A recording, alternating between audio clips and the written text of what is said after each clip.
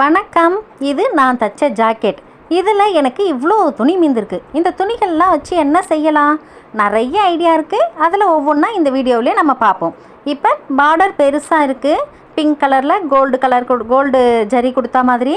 இதை நான் சர்க்கிள் ஷேப்பில் கட் பண்ணி எடுத்துக்கிறேன். எதுக்காகன்னு கேட்குறீங்களா? இன்றைக்கி செய்கிறது எல்லாமே ஹேர் ஆக்சசரிஸ் தான் செய்கிறேன். சர்க்கிளை கட் பண்ணதை லைட்டாக உள் சைடில் அந்த நுனியை மட்டும் மடிச்சுட்டு கை ஊசியிலேயே நூல் கொத்துட்டு சின்ன சின்னதாக அப்படியே குத்தி தச்சிக்கிட்டே வந்தோம்னாலே நமக்கு இந்த ஆக்சசரிஸ் ஈஸியாக செஞ்சிடலாம். மிஷினுக்கெலாம் போக வேண்டிய அவசியமே இல்லை. இப்போ அப்படியே ஆரம்பித்த இடம் வந்ததும் அந்த நூலையும் முடிக்கிற நூலையும் சேர்த்து ஒன்றா சேர்த்து முடித்து நீங்கள் டைட்டாக அப்படியே போடுங்களேன். அதுவே நல்லா டைட் ஆகிடும், அப்படியே சுருக்கமாகிடும். இப்போ இதை நம்ம ஃப்ளாட் ஆக்கிட்டோம்னா பார்க்குறதுக்கு ஒரு குட்டி பூ மாதிரி அழகாக இருக்கும்.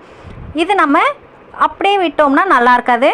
சுருக்கம் இருக்கிறதெல்லாம் அழகாக இருக்கும். நடு சென்டரில் கோல்டு பீட் வச்சு தைச்சோம்னா சூப்பராக இருக்கும். சரி, அது தைச்சி முடிச்சாச்சு. இன்னும் துணி இருக்கே, என்ன செய்யலாம்? அதுலேயும் சாரியோட கலர் ப்ளூ கலர் சேர்ந்த மாதிரி எனக்கு துணி கிடச்சிருக்கு. விடுவேனா? விட மாட்டேனே. நீட்டாக இருக்குது இல்லையா? அதனால் பிங்க் கலர் ஒரு சைடும் ப்ளூ கலர் ஒரு சைடும் இருக்கா மாதிரி பார்த்து துணியை நீட்டாக கட் பண்ணிக்கிறேன். ஒரே சேம் சைஸாக கட் பண்ணிக்கலாம். அப்போ தான் வந்துட்டு இது அழகாக இருக்கும். இது வந்துட்டு இந்த பேண்டு சொல்லுவாங்க இல்லைங்களா, தலையில் ஒரு லப்பர் போட்டிருக்க மாதிரியே இருக்கும். ஆனால் துணி ஃபுல்லாக சுற்றி இருக்கும் இல்லையா, அந்த மாதிரி தான் தைக்க போகிறேன். இது பார்க்குறதுக்கு சூப்பராக இருக்கும். காலேஜ் கேர்ள்ஸு, டீனேஜ் பிள்ளைங்கள்லாம் வந்துட்டு இதை அவங்களோட கையில் கூட ட்ரெஸ்ஸுக்கு மேட்சாக போட்டுக்கிறாங்க. நான் தைக்கிற வீடியோ உங்களுக்கு காமிக்கலை, ஆனால் தைச்சி முடிச்சிட்டேன். பாருங்களேன் எவ்வளோ சூப்பராக இருக்குன்னுட்டு. ஒரு பக்கம் ப்ளூ, ஒரு பக்கம் பிங்க்கு. அதையே நாம் நினச்சோம்னா பிங்க்கு ப்ளூ ரெண்டுமே தெரிகிற மாதிரி கூட இதை நம்ம வேர் பண்ணிக்க முடியும். சூப்பராகவே இருக்குது. எனக்கு ரொம்பவே பிடிச்சிருக்கு. இந்த மெத்தட் எப்படி தைக்கிறதுன்றதையும் நான் இந்த வீடியோவிலே உங்களுக்கு காமிக்கிறேன். அடுத்ததாக பாருங்களேன், இன்னும் எனக்கு கோல்டு கலர் பார்டர் இருக்கக்கூடிய துணி நீட்டாகவே ஒரு பீஸ் கிடச்சிருக்கு. அந்த பீஸை தான் நான் இப்போ எடுக்கிறேன். நீட்டாக எடுத்தாச்சு. இது வரைக்கும் நம்ம 2 ஆக்சசரி செஞ்சுருக்கோம். இது 3ஆவது. இப்போ இதை நாம் செவ்வகமாக இருக்கு இல்லையா, அதை நீட்டாக இருக்கக்கூடிய பகுதியை அப்படியே மடித்து தைக்கலாம். மடிக்கிற இடத்துலேருந்தே தையல் போட ஆரம்பிச்சிக்கலாம். தைச்சிட்டே வந்துடுங்க. கடைசி எட்ஜ் வரும்பொழுது பீஸை நேர் பண்ணிக்கிட்டு அந்த தைக்கிறோம் இல்லையா, அந்த தைக்கிற பக்கமே துணியை மடித்து தையல் போட்டுக்கலாம்.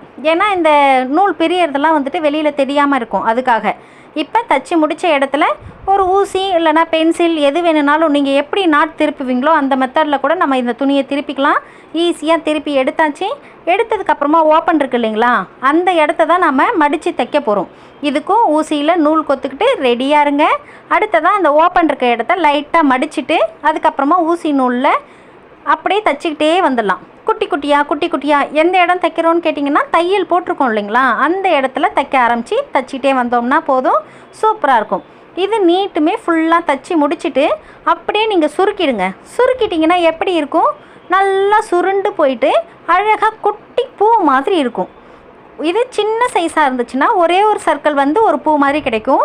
இது கொஞ்சம் நீட்டு துணின்றதுனால 2 சுற்றி வந்து அழகாக பூ மாதிரி 2 அடுக்கு பூ மாதிரி கிடச்சிருக்கு. இப்போ ஸ்டார்ட் பண்ணுற இடமும் எண்டாகிற இடமும் ஒன்றா சேர்த்து வச்சுட்டு நான் மேலே கீழேன்னு வச்சுட்டு தையல் துணி பிரிஞ்சு வராமல் இருக்கிறதுக்காக தைச்சிக்கிறேன். நான் கை ஊசியிலே தாங்க எல்லாத்தையுமே செய்கிறேன்.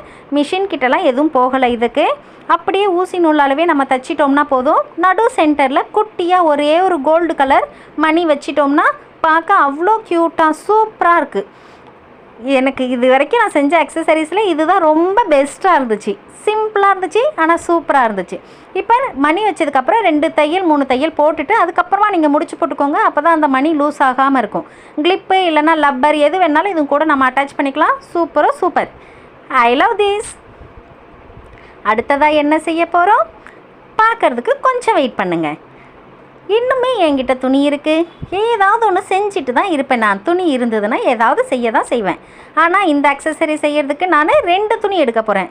2 துணி வச்சு 2 அக்சசரிஸா? இல்லவே இல்லை, ஒரே ஒரு அக்சசரிஸ் தான். ஆனால் 2 துணி வேணும். எப்படின்னு கேட்குறீங்களா? இது இருக்கக்கூடிய துணியில் கொஞ்சம் அகலமாக இருக்கக்கூடியதாக பார்த்து எடுத்துக்கிட்டு ஒரு லீஃப் ஷேஃப்க்கு கட் பண்ணி எடுக்கலான்னு ஐடியா பண்ணுறேன். ஆனால் வரைகிறதுக்கு ஒழுங்காக வரலை. சரி, கட் பண்ணுவோன்னு கட் பண்ணிட்டேன். கட் பண்ணும்போது அழகாக இருக்குது. சரி, காம்பு வேணும் இல்லையா, அதுக்காக காம்பு சின்னதாக வச்சுக்கிட்டேன். அடுத்ததாக இருக்கக்கூடிய துணியிலேயே கொஞ்சம் பெரிய துணியாக, அதாவது செவ்வகமாக தான் நமக்கு எல்லாமே தேவைப்படுது. குட்டியாக போ செய்வோம் இல்லைங்களா, அதே மாதிரி தாங்க இதுவுமே. ஆனால் அதெல்லாம் சின்ன மாறுதல் மட்டும் இருக்குது. அது என்னன்றதை நீங்களே பார்த்து தெரிஞ்சுக்கோங்க. இப்போ எல்லாமே சைடில் இருக்க எக்ஸஸ் எல்லா துணி எல்லாத்தையும் நான் கட் பண்ணிவிட்டு ஒரு கரெக்டான ஷேப்புக்கு எதுவுமே மெஷர்மெண்ட்லாம் இல்லைங்க, கண்ணு பார்க்குறது அப்படியே கட் பண்ணுறேன், அவ்வளோதான். இப்போ இதை மடிச்சுட்டு 3 பக்கம் தையல் போட்டு எடுத்துக்க போகிறோம். தையல் போட்டாச்சுன்னா நடு சென்டரில் 3வது பக்கமாக தையல் போடுறோம் இல்லைங்களா, அந்த இடத்துல நடு சென்டரில் கேப் விட்டுட்டு தையல் போட்டுக்கோங்க. ஏன்னா அப்புறம் உள்ளே இருக்க துணி வெளியில் திருப்பணும் இல்லையா, அதுக்கு அந்த கேப் வேணும். இப்போ அந்த கேப் இருக்க இடத்துலலாம் நூல் விட்டுருப்போம், அது எல்லாத்தையும் கட் பண்ணிவிட்டு சைட்லலாம் அந்த கார்னர்லாம் கொஞ்சம் கட் பண்ணி எடுத்துக்கிட்டிங்கன்னா ஷேப் திருப்புறதுக்கு அழகாக இருக்கும் நமக்கு. அடுத்தது லீஃப் ஷேப்க்கு கட் பண்ணேன்னு சொன்னேன் இல்லைங்களா, அதை தான் தைக்கிறேன். அந்த காம்பு பகுதிக்கு மட்டும் தைக்கலை, அதை அப்படியே நான் அப்படியே விட்டுடுறேன். அடுத்தது இந்த சைடில் இருக்கக்கூடிய இலை மாதிரி இருக்கக்கூடிய பகுதிக்கும் தைச்சிடுறேன். கடைசியாக இதை திருப்பிட்டு பார்த்தா, அதாவது லாஸ்ட்டு முடிச்சுட்டு பார்த்தா எப்படி இருந்ததுன்னா முக்கோணம் மாதிரி இருந்ததுங்க எனக்கு. சரி, நமக்கு அமைஞ்சது அவ்வளோதான் நினச்சிட்டு மனசை தேர்த்திக்க வேண்டியது தான். இப்போ நடு சென்டரில் கேப் இருக்குது இல்லைங்களா, அந்த வழியாக இந்த துணி எல்லாத்தையும் நம்ம வெளியில் திருப்பி எடுத்துக்கலாம். ரொம்ப பேசுகிறேன்னா நான் அட்ஜஸ்ட் பண்ணிக்கோங்க.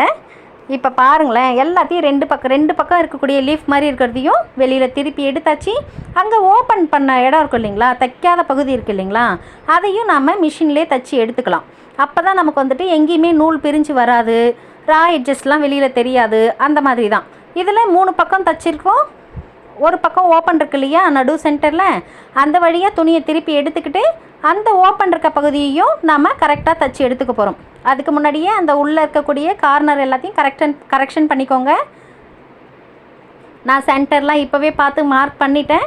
அந்த தையல் போட வேண்டிய இடத்துலையும் தையல் போட்டு நூல் இருக்கிறது, எக்ஸஸ் நூல் இருக்கிறது எல்லாத்தையும் கட் பண்ணி எடுத்தாச்சு. இதுக்கு ஊசியில் நூல் கோத்துக்கிட்டு முடிச்சு போட்டுக்கிட்டேன். அடுத்ததான் எப்பயும் போல் ஊசியாலேயே அப்படியே துணியை சுருக்கி தைச்சிக்கிட்டே போயாச்சு. பார்த்தாலே தெரிஞ்சிடுச்சு, அழகாக ஒரு போ வந்துடுச்சு. இதை ரெண்டு சுற்றிட்டு அதுக்கப்புறமா முடிச்சு போட்டுக்கோங்க. இதை நூலை கட் பண்ணி எடுத்துடலாம். அங்கே ஒன்று தைச்சி வச்சுருக்கேன், அதை என்ன பண்ண போகிறேன், இதில் சேர்த்து கட்டிட போகிறேன். பாருங்களேன், இதுக்கு ஊசி நூல்லாம் வேண்டாம், இதை சேர்த்து நம்ம சும்மா ஒரு முடிச்சு மட்டும் போட்டு விட்டாலே போதும். கொஞ்சம் கரெக்ஷன் பண்ணாக்கா அந்த ஷேப் எல்லாம் லீஃப் மாதிரி இருக்கக்கூடியதெல்லாம் கரெக்டாக வர மாதிரி வச்சுக்கணும். இது துணி கொஞ்சம் வளவலன்னு இருக்கிறதுனால ட்ரையாங்கிள் மாதிரி இருக்குது, ஆனாலும் அழகாக தான் இருக்குது இல்லையா? உங்களுக்கு எப்படி இருக்குன்னு நீங்கள் எனக்கு கமெண்ட்டில் சொல்லுங்கள். சரி, அடுத்தது இன்னுமே என்கிட்ட துணி இருக்குங்க. நான் என்ன தான் செய்கிறது, இன்னும் எத்தனை அக்சசரிஸ் தான் செய்கிறது. சரி, நீட்டாக இருக்கு இல்லையா, என்ன செய்யலாம்? முதல்ல செஞ்ச போ blue colour and pink colour 2 கலரும் சேர்ந்த மாதிரி தைச்சோம் இல்லைங்களா, அது வந்து ரொம்ப பெருசாக இருக்கு இல்லையா துணி, அதனால் குட்டியாக சின்ன துணியாக எடுத்து தைக்கலான்னு ஒரு ஐடியா. அதுக்காக தான் இது எடுத்திருக்கேன். அதுவும் இல்லாமல் அதில் எப்படி தைச்சேன்றதை உங்களுக்கு வீடியோ காமிக்கல தானே, அதுக்காக தான் இந்த வீடியோ. இப்போ 2 எட்ஜையும் நம்ம ஒன்றா சேர்த்து தைச்சாச்சு. தைச்ச இடத்த தான் நம்ம தைக்க போகிறோம். ஆனால் அதுக்குள்ளே எக்ஸஸ் துணி எல்லாத்தையும் உள்ளே வச்சிடுறோம். இப்போ பார்த்தீங்கன்னா நான் எப்படி தைக்கிறேன்றது எனக்கு கரெக்டாக எக்ஸ்பிளைன் பண்ண தெரியல, ஆனால் நீங்கள் பார்த்தீங்கன்னா ஈஸியாக புரியும். இப்போ இதே மெத்தடில் தைச்சிக்கிட்டே வந்தோம்னா தையல் ஆரம்பித்த இடத்துக்கும் கொஞ்சோண்டு இடம் விட்டுட்டு தையலை நம்ம முடிச்சுக்கலாம். இந்த மாதிரி தைச்சோம்னா நமக்கு ரொம்பவே ஈஸியாக இருக்கும் இந்த மெத்தடு. தையல் துணி திருப்புறதுக்கும் கஷ்டம் இல்லாமல் இருக்கும். ரொம்பவே ஈஸி இந்த மெத்தடில் போ தைக்கிறது. இந்த மாதிரி நார்மலாக நம்மக்கிட்ட இருக்கிற துணியில் எல்லாத்துலேயுமே நம்ம தைச்சி வச்சுக்கலாம். ட்ரெஸ்ஸுக்கு மேட்சாக எடுத்து போட்டுக்கலாம். இதுக்கு சும்மா ஒரு விரல் நீட்டுக்கு தான் எலாஸ்டிக் எடுத்திருக்கேன். அந்த எலாஸ்டிக்கை இதுக்குள்ளே ஊக்கு மூலமாக கொடுத்து பின் இருக்குது இல்லைங்களா, சாரீ பின், அந்த பின் மூலமாக சொருவிட்டு உள்ளே கொடுத்துட்டே போகிறேன். ஞாபகம் வச்சுக்கோங்க, இந்த எலாஸ்டிக் விட்டுறாதீங்க, அதை கையில் கட்டியாக பிடிச்சிக்கோங்க. அதுக்கு அடுத்து தான் எங்கே ஓப்பன் இருக்கோ அந்த இடம் வரைக்குமே ஊக்கு பின் இருக்குது இல்லைங்களா, அதை எடுத்துகிட்டு வந்துட்டு எலாஸ்டிக்கை நல்லா இழுத்து அந்த நுனியில் மட்டும் இழுத்து முடிச்சு போட்டுக்கோங்க. மற்ற இடத்தெல்லாம் இழுத்திங்கன்னா அப்புறம் ரொம்பவே குட்டியாக போய்டும் எலாஸ்டிக். முடிச்சு போட்டுட்டு ஓப்பன் இருக்கிறத மிஷின்லேயே நம்ம தையல் அடித்து எடுத்துக்கலாம். இப்போ இந்த போ பாருங்கள், ரொம்பவே சூப்பராக இருக்குது. நான் இத்தனை அக்சசரிஸ் தைச்சிருக்கேன். அந்த சாரீ ப்ளவுஸோட சொந்தக்காரங்க இந்த போ தான் அவங்களுக்கு பிடிச்சிருக்குன்னு எடுத்திருக்காங்க. மீதி எல்லாம் நீங்களே வச்சுக்கோங்க, பாப்பாவுக்கு போட்டுக்கோங்கன்னு சொல்லிட்டாங்க. நம்ம என்னென்ன தைச்சிருக்கோம், முதல்ல தைச்சது ஒரு பூ மாதிரி, அடுத்ததான் இந்த பெரிய பேண்டு, அதுக்கடுத்தது இந்த குட்டி பேண்டு, இதுதான் அவங்க எடுத்திருக்காங்க.